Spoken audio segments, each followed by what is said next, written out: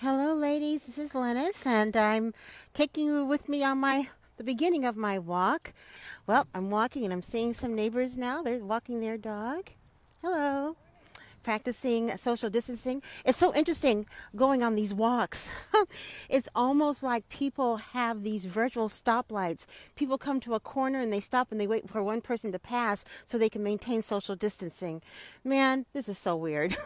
As I look at all of the different things that are on in the media right now, I'm getting more and more frustrated about the numbers that they're reporting. It's just that it is so uninspiring and just plain scary.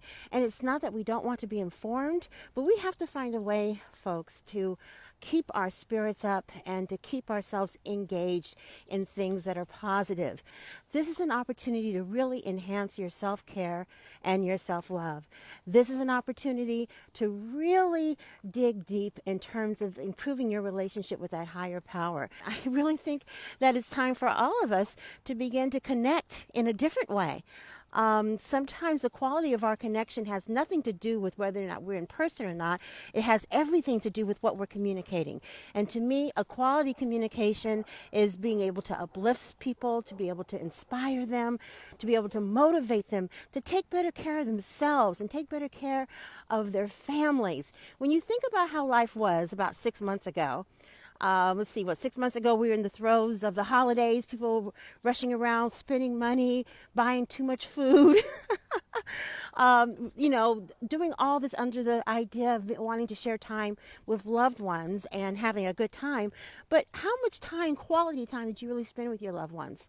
When you really think about it, I mean, you're opening gifts, you're eating food, you're talking and all of that, but I have had probably more deep conversations with my daughters in the last 2 weeks over FaceTime and Zoom than I had when they were face to face with me over the holidays.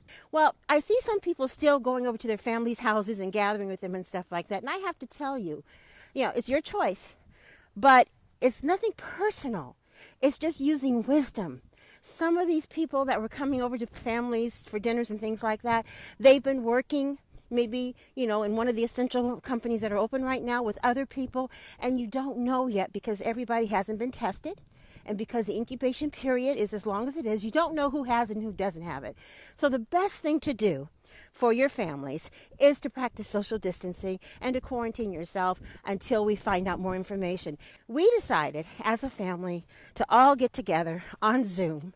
And it was hilarious because it took us a while to get everybody on there. But there's, in my immediate family, all together with my sisters and their kids and my grandkids and the husbands, there's about 20 of us or whatever. But we all got on.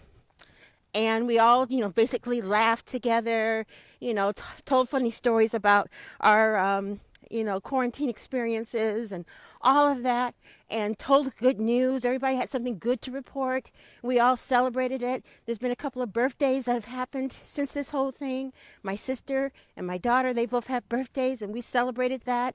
And it was just a wonderful exchange of positive energy and love. And it was fantastic. We agreed to do this once a week. This is how we're going to keep ourselves engaged as a family, keep uplifting each other, and exchanging that positive energy so that our children, most of who are still working, can go back out there and do what they need to do and know that they're still supported by us. It's amazing how much better, how much better everybody felt after having that conversation. A lot of times people were talking at the same time and we were laughing. You couldn't hear everything. But it was such an uplifting experience. And I encourage you to do that with your families who are in other states and things like that. And you've been on FaceTime. See if you can find a way to get them all together on Zoom.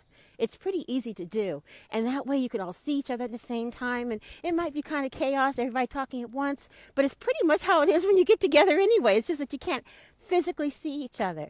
And while we were all together, we prayed together. We hugged each other virtually together, and it was really a beautiful experience. See, I believe that this experience is going to teach us so much about ways that we can show our love and teach us so much about the importance of showing and supporting each other during difficult times. This is the new normal. I want that part to be the new normal, being kinder and gentler and more caring and loving as a people, because I think we've lost a lot of that. And it's time for us to come back to basics. And one of the best ways to cure any ailment is love. And I know that sounds sophomoric, but it's absolutely true. I wanted just to share with you what I learned over this weekend about the importance of positive energy and how it heals you and how you can bring it forth. And things like, spending time with your family virtually. We can beat this. We absolutely can beat this. And so much of it depends on how you set your mindset. Okay, well, I'm going to finish my walk. I got about another 2 miles. It's been wonderful talking to you. I'll see you soon on Lynnis Minutes. God bless you. Bye-bye.